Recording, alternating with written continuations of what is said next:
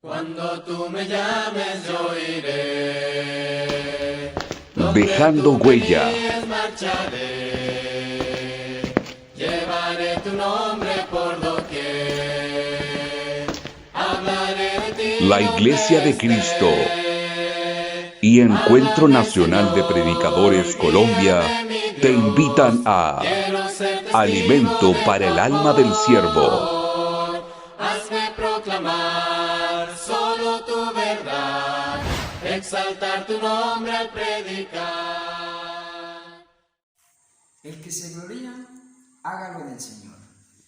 La gloria y la honra solo le pertenecen a Dios. Esto lo sabemos en las Escrituras y lo repite mucho el salmista David.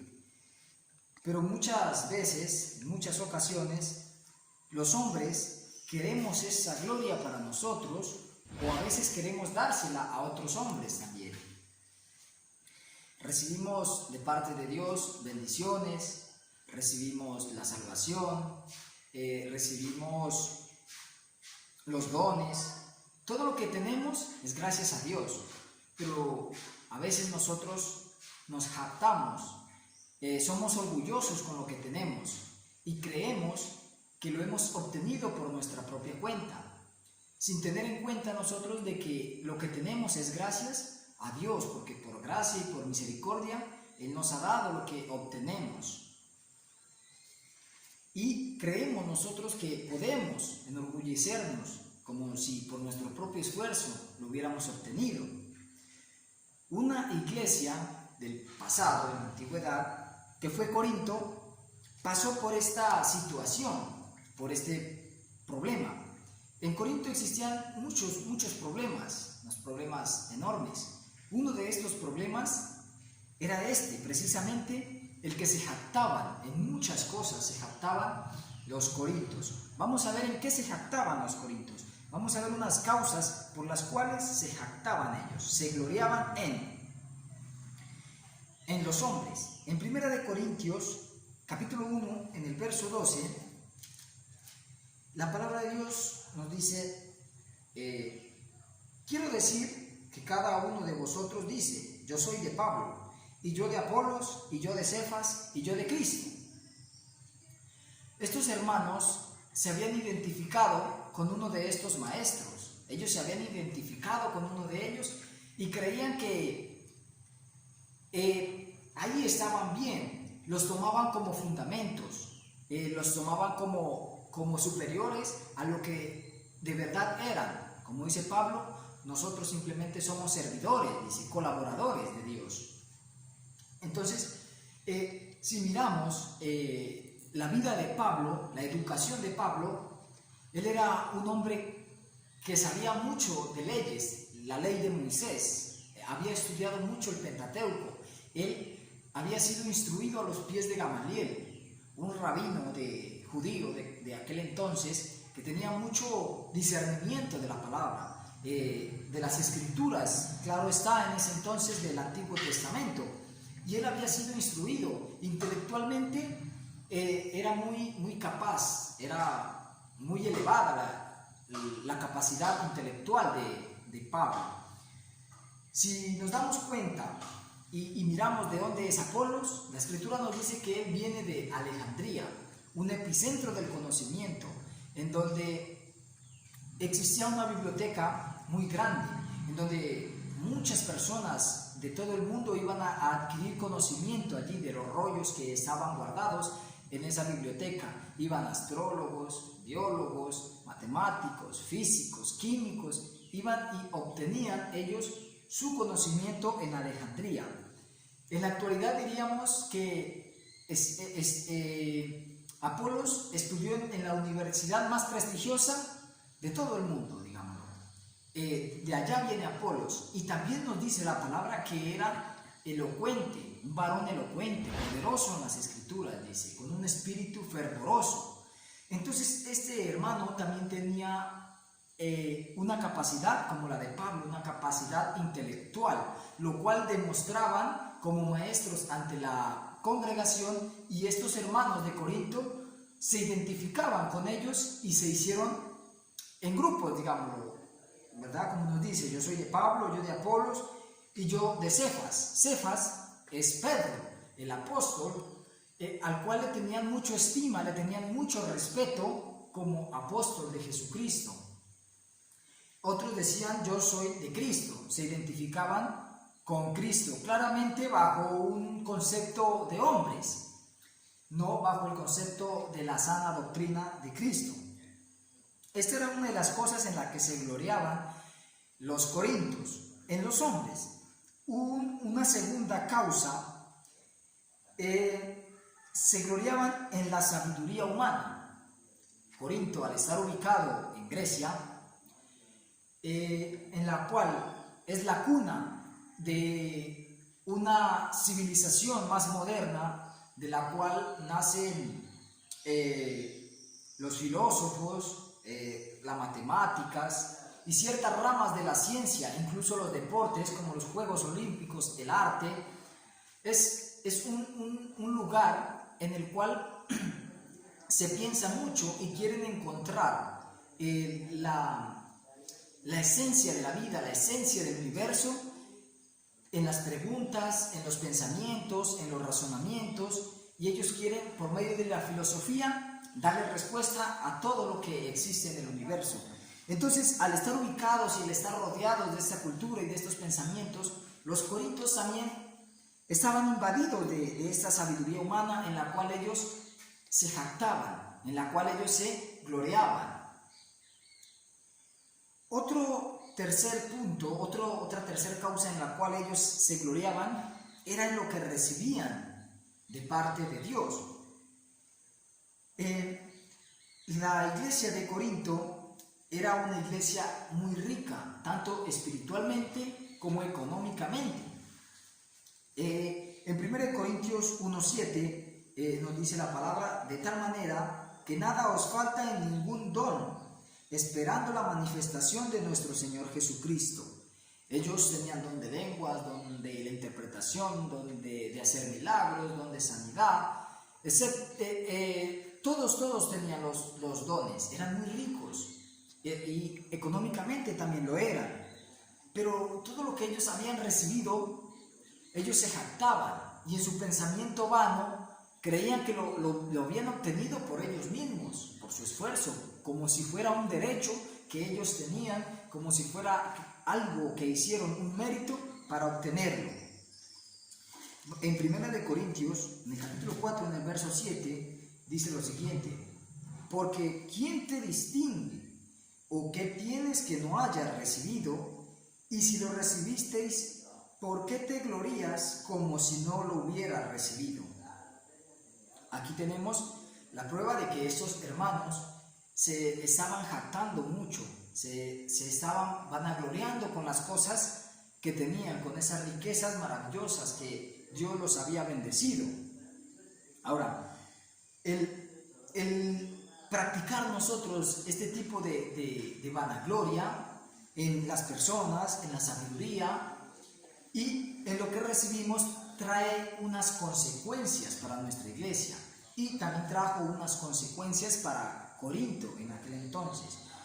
Una de esas consecuencias las encontramos en 1 Corintios capítulo 1 en el verso 10 y nos dice la palabra de Dios: os ruego pues, hermanos, por el nombre de nuestro Señor Jesucristo, que no haya entre vosotros divisiones, sino que estéis perfectamente unidos en una misma mente y en un mismo parecer.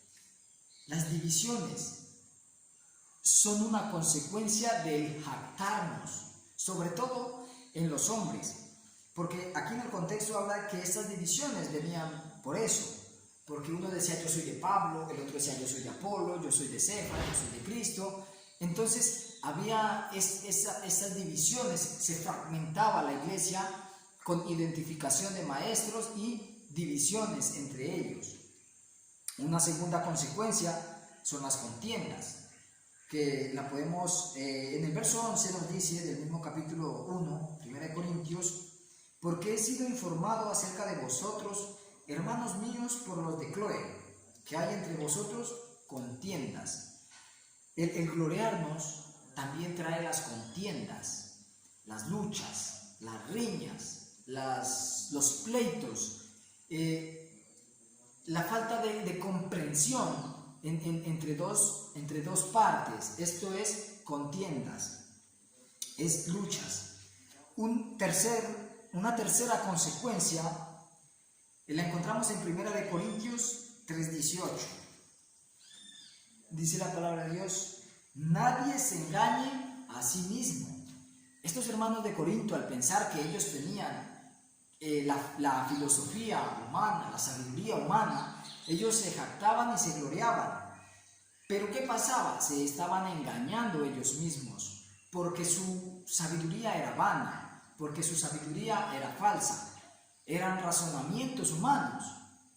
Entonces Pablo les dice: nadie se engaña a sí mismo. Entonces, una de esas consecuencias del jactarnos es el engañarnos a nosotros mismos. Pero Pablo no se queda ahí. Pablo no solamente les dice: ustedes están jactando en esto y está causando esto y esto, sino también les da unas posibles soluciones, unas buenas soluciones. Una de esas soluciones la encontramos en 1 Corintios capítulo 4. En el verso 6 dice así: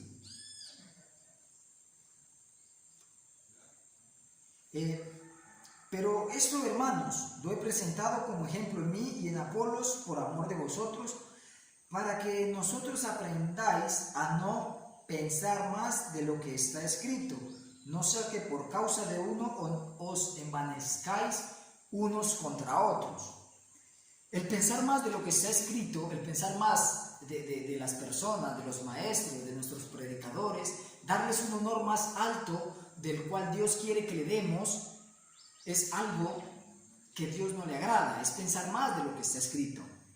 También no debemos pensar más de lo que está escrito. Nuestra mente es curiosa y a veces queremos saber cosas más allá de lo que está en la palabra. Entonces Pablo les aconseja que no piensen más de lo que está escrito. Entonces nosotros no debemos pensar más de lo que está escrito. Es una solución.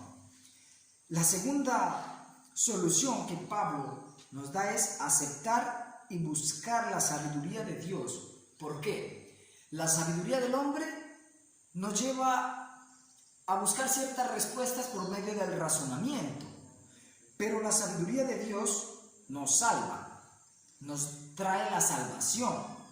En 1 Corintios capítulo 1, en el verso 21, nos dice: pues ya que en la sabiduría de Dios el mundo no conoció a Dios mediante la sabiduría, agradó a Dios salvar a los creyentes por la locura de la predicación. Retomando un poquito acerca de la cultura griega, que era una cultura de pensadores, de pensamientos, de razonamientos, de filosofías. Por medio de todo este razonamiento, por medio de este proceso, el cual duró muchos años, y este tipo de personas lograron encontrar la esencia de la vida, querían encontrar respuestas que satisfagan a ellos los orígenes del universo y este tipo de preguntas que a veces nosotros tenemos, querían responderse por medio de la filosofía. Pero por medio de esa filosofía, de esa sabiduría, no conocieron a Dios. Y eso es lo que dice: pues ya que en la sabiduría de Dios el mundo no conoció a Dios mediante la sabiduría, Dios se agradó, quiso salvarnos. ¿A quiénes? A los que creemos, a los creyentes, por la locura de la predicación. La locura de la predicación menciona Pablo aquí al Evangelio. Porque para estas personas, digamos las sabias, esto era locura, porque no les cabía en la cabeza de que un hombre, ¿verdad?, Cristo, haya muerto, haya resucitado, y todo lo que predicaba Pablo a ellos les parecía locura. Entonces Pablo les dice: bueno, llamémoslo locura, dice Pablo, pero esta locura nos va a salvar. Lo que yo predico es lo que Dios puso en mi boca, y eso es lo que va a hacernos salvos, dice Pablo. Entonces, otra solución es aceptar y buscar la sabiduría de Dios, que es la que salva. porque la sabiduría del hombre no nos salva. Otro importante solución es saber nosotros cuál es el fundamento de la iglesia. Si son los hombres o cuál es el fundamento. Porque nos dice en 1 Corintios capítulo 3 en el verso 11, porque nadie puede poner otro fundamento que el que está puesto, el cual es Jesucristo. Pablo llegó a Corinto y predicó a Jesucristo resucitado. Él predicó a Jesucristo y ese fue el fundamento, la base sólida que puso Pablo para que encima de esa base sigan edificando a la iglesia. Pero entonces dice, nadie puede venir y quitar el fundamento que es Cristo y poner sus pensamientos, poner sus sabidurías, poner la jactancia. Nada de eso, sino que a Jesucristo, la persona de Jesucristo y las enseñanzas que dejó Jesucristo son la base sólida, son el fundamento para nuestras congregaciones. Ahora, así como en Corinto sucedió, puede que esté sucediendo en alguna de nuestras congregaciones, o puede ser también que en el futuro suceda, que ahorita no esté sucediendo. Pero lo importante es nosotros aprender de los ejemplos, estar dispuestos a aprender y a aplicar en nuestra vida y en la vida de las congregaciones a que podamos sobrellevar estos problemas. En 1 Corintios capítulo 10, verso 11, Pablo les pone como ejemplo a los hermanos de Corinto lo que pasó en el desierto. Cuando Moisés sacó al pueblo de Egipto, los antepasados tuvieron un corazón incrédulo, desobedecieron y recibieron su retribución. Entonces Pablo les dice, y estas cosas les acontecieron como ejemplo, y están escritas para amonestarnos a nosotros y a quienes han alcanzado los fines de la tierra.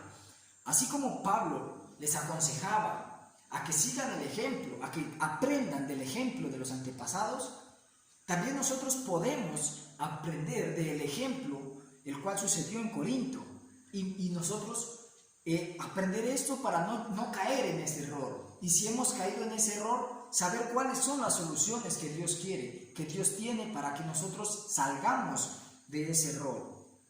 Si nosotros estamos deseosos, si queremos glorificarnos y tenemos el deseo de glorificar a una persona o a nosotros mismos, no lo hagamos, porque esto va en contra de la voluntad de Dios. Esto no le agrada a Dios. Más bien, cuando queramos glorifiquemos al Señor. Y si queremos gloriarnos nosotros, no lo hagamos en nosotros, sino en Dios, en el Señor, porque Él es el que nos da todo, porque Él es el que nos provee. Ahora, leamos en 1 Corintios capítulo 1. En el verso 26 al 31, dice la palabra de Dios: Pues mirad, hermanos, vuestra vocación, que no sois muchos sabios según la carne, ni muchos poderosos, ni muchos nobles, sino que lo necio del mundo escogió Dios para avergonzar a los sabios, y lo débil del mundo escogió Dios para avergonzar a lo fuerte, y lo vil del mundo y lo menospreciado escogió Dios, y lo que no es para hacer lo que es, a fin de que nadie se jacte en su presencia. Mas por Él estáis vosotros en Cristo Jesús, el cual nos ha sido hecho por Dios sabiduría, justificación, santificación y redención, para que, como está escrito, el que se gloría, gloríese en el Señor. Nosotros, o mejor dicho, los corintios, les dice, ustedes no son muy nobles, no son de familias ricas, no son de familias adineradas, de poder, no son ustedes sabios según el mundo, sino que lo vil, lo insensato del mundo, dice, escogió Dios. ¿Para qué? Para hacernos redención, para hacernos justificación, ¿verdad? Para hacernos sabiduría. Entonces, Dios quiere que entendamos esto, de que nosotros somos justificados, somos santificados y somos sabios. ¿Por qué? porque Dios nos ha dado esta sabiduría y esta bendición. Entonces, por ello debemos gloriarnos, pero no en nosotros, sino en el Señor, porque Él es el que nos da todo. Amados hermanos, esto ha pasado como ejemplo para que nosotros en nuestro tiempo podamos entender, y si estamos pasando por esta situación, tomar de las soluciones y aplicarlas. Que Dios bendiga su palabra. Háblame, Señor, guíame, mi Dios. Síguenos por YouTube y Facebook. Hazme proclamar solo tu Suscríbete. verdad, exaltar tu nombre.